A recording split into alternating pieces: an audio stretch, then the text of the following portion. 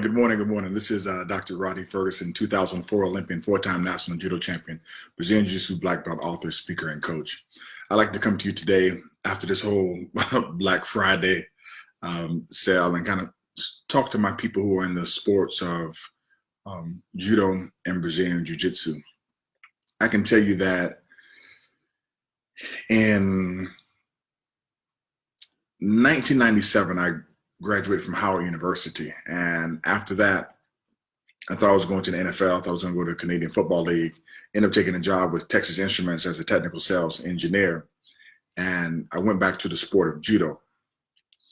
I trained judo in Attleboro, Massachusetts, and was able to travel sometimes 90 minutes out and almost 2 hours back to a judo club that was in I think it's the northern part of Boston, of the Boston area, called Somerville. In that area, there was a person that I trained with, a guy by the name of Jimmy Pedro, who's a four-time Olympian, two-time Olympic bronze medalist and a 1999 world champion. I remember not being able to get my hands on his judo gi. I could not throw him. I could not move him. And I outweighed him by about 80 pounds. And I could not figure out what was going on with why my throws wouldn't work, or why I couldn't get the proper angle of incidence in order to apply or attack. And I was so green in the game that I didn't realize that I was fighting righty and he was fighting lefty. As someone who graduated from out of the School of Mechanical Engineering, I started researching. As I say all the time, I tried to reverse engineer what was going on in every randori session, what was occurring. And I found out that in the world of judo, there are just more righties than there are lefties, which means righties see righties all the time, but righties don't see lefties all the time, but lefties always see righties. So it gives lefties out of the gate, just based upon game theory, a distinct advantage because they see more righties than righties see lefties. Well, as someone who didn't have a lot of time in their judo career, I had to take the appropriate steps and measures to, quote unquote, get good fast, or to create every advantage that I could possibly create and take advantage of those advantages in order to move forward in terms of the national and international ranking system. So after going with Jimmy for a little while, maybe about 6 months, I immediately changed to lefty. Now, the benefit is I'm ambidextrous. I write with my left hand, but I do everything else with my right hand. I throw a ball, I hit right-handed, everything else, but I write with my left hand. So it was not hard for me to switch over to lefty because it didn't bother me at all because I'm left-handed. The tough part was getting all the reps in on the throws in order to feel comfortable. The toughest part was understanding how to grip fight as a left-handed judo player, where my hands needed to be and why they needed to be there. How to have inside control from the inside and inside control from the outside. When to reach for the lapel first and when to reach for the sleeve first. How to beat the front side hand and how to make sure that my foot placement was in the right place so that I could throw and not be thrown. And if my foot was outside, where did my hand need to be? Understanding the placement of when your hand is inside, when your hand is outside, when your foot is inside, and when your foot is outside. Creating the maximum amount of distance by making sure that my big toe was lined up with my opponent's big toe, so I was far enough back so that I could not be thrown with Uchimata. These particular things were important, and I had to learn them as I competed. I also had to learn them through many conversations with some of my coaches at the time, so that I knew how to catalog and categorize these particular situations. But I played college football, and I needed some what we call them. I don't even know what the term is. I basically needed to know what the reads were for every movement that somebody was making. So even though the environment of play is dynamic, it's still calculated because moves, although they seem random, if you take somebody's movements, which I do all the time, what I used to do all the time, I do if I have to do it for a client. If you take somebody's moves, if I take, say I'm talking about you, say I take 10 of your matches. I take 10 of your matches and I take the first 20 seconds out of 10 of your matches and I watch them over and over again and I splice them on video. After I look at all 10 segments of those 20-second slices, when I put them all together, your movements become very calculated. They're not random at all. So even though people believe that movements are random, movements aren't random because the brain is the best CPU that was ever made. The computer is actually mimicked after the brain. Your movements come from your thoughts, and your thoughts don't come randomly. They come from the things that you learn, the things that you've seen.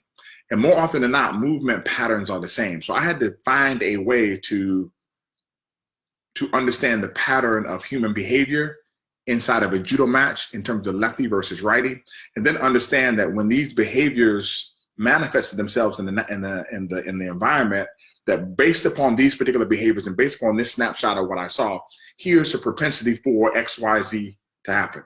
Case in point, if I'm fighting you in a lefty versus righty situation, and I'm the lefty and you're the righty, and your right foot is outside of my left foot, it is impossible for you to do Uchimata. Impossible. Now, when we move, every time that your right foot moves inside of my left foot, Uchimata becomes possible. Every time that it's outside, Uchimata is not possible. So I have to make sure that every time that your right foot is inside of my left foot, that your other hand isn't on my gi, so that the Uchimata is never possible. Every time two hands are on my gi, I make sure that my foot is on the inside of your foot so that you can't do Uchimata. Do I have to worry about some other throws? Yes, but I know what I have to worry about based upon me shutting down the game. These are the things that are available in my particular product, Lefty versus Righty. And I show you the drills and skills to make your gripping fluid. I am 44 years old now. I'll be 45 next year. I can still get on the mat and grip with high-level judokas for a small period of time until I get tired, because I just know where my hands go. And if you're not a world-class judo player and you're just a regular, national level player, you will have hell on your hands trying to throw me. And it's not because I'm the best throwing technician ever. It's just because I've studied grip fighting a lot, and I've done the reps, I've done the work, I've done the research, and I'm willing to hand it off to you. There's a reason why in 2016, my colleague Chris Ron and I were requested by Jimmy Pedro to do the scouting report for Kayla Harrison as she got ready for the Olympic Games. It's because of my ability to watch film, break down tendencies, and understand the rhythm of a match. You'd be surprised how many coaches come to me at tournaments and ask me gripping questions and to watch film to get some feedback so they can help their client in the next round, like in between rounds, because one's ability to see and make fixes that quick is going to be based off of their experiences. In order for me to cut down your learning curve, to stop you from spending thousands of dollars getting slammed in Paris and in Budapest, Hungary, and Italy, and all these other places, I am just going to gift you the information so that you can apply it inside of your dojo. I tell people all the time, there's so much work that you should do before you start traveling internationally that will allow your international experience to be a lot richer because you will get a lot more from them. A lot of people, in my opinion, start traveling internationally too soon, and they expose themselves to training and to practices that actually emotionally beat them down because they don't have the tools available to even compete or exist on that level. Man, there's so many things that you can do nationally, locally, at home, in terms of studying and enriching and fortifying yourself. This is one of them. If you are someone who was like me, who was just, stumped at times in understanding the lefty versus righty situation, this particular product is for you.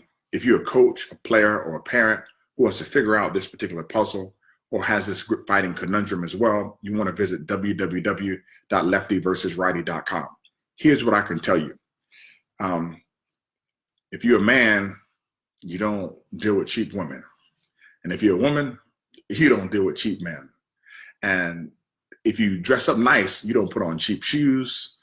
And if you drink beer, you don't want cheap beer. And if you drink liquor, you don't want cheap liquor. And if you smoke cigars, you don't want cheap cigars either. I can tell you this, I don't want any cheap stuff, and I don't provide cheap stuff, nor do I sell cheap stuff. And if you want to buy cheap stuff, that's up to you. But I do provide, things that are inexpensive. And this particular product is inexpensive per the expensive lessons that you would have to pay.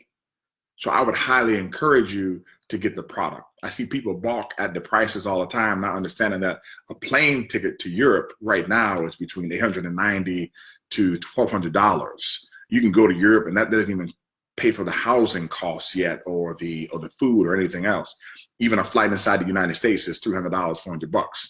When you look at the investment that you're going to get here, plus the knowledge and the richness of the educational experience and the ability to practice it and apply it at home, and to glean from the product what you can that you're not going to be able to get from going to a camp, this becomes priceless. And then when you tack on top of that the 2 coaching calls that I'm going to give you, which have a $500 value, that in and of itself pays for the product. You get the product, you get on the phone with me when you have it.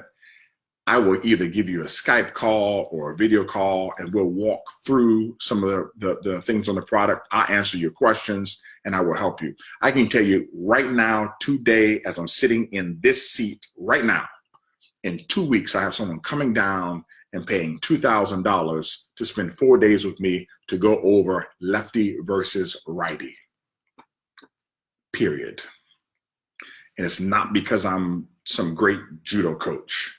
It's because I understand how to disseminate and inculcate information on a level that is just very different from everybody else in the marketplace in the space of judo.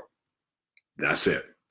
I went to school to understand how to educate individuals and how to teach. I apply that to the coaching environment.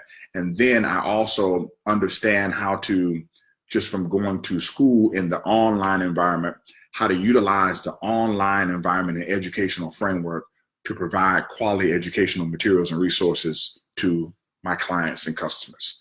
Right now, I want to give you the opportunity to learn the Kenka Yotsu situation, lefty versus righty, that will enhance your grip fighting. I can tell you this, absolutely no risk at all. If you don't learn, if you don't feel that you've been enhanced, if you don't feel like your grip fighting improves, get in contact with me. I will give you all of your money back, because I'm not here to put a vacuum cleaner to anybody's pocket and suck the money out. I'm here to grab buckets of knowledge and pour them into your lap so that you can utilize them, so you can become the best player, coach, or advised parent as possible. This is Dr. Roddy Ferguson. Have a super fantastic day. Remember, I love you, but God loves you best. And take care, and visit www.leftyversusrighty.com. That's leftyvsrighty.com. Take care.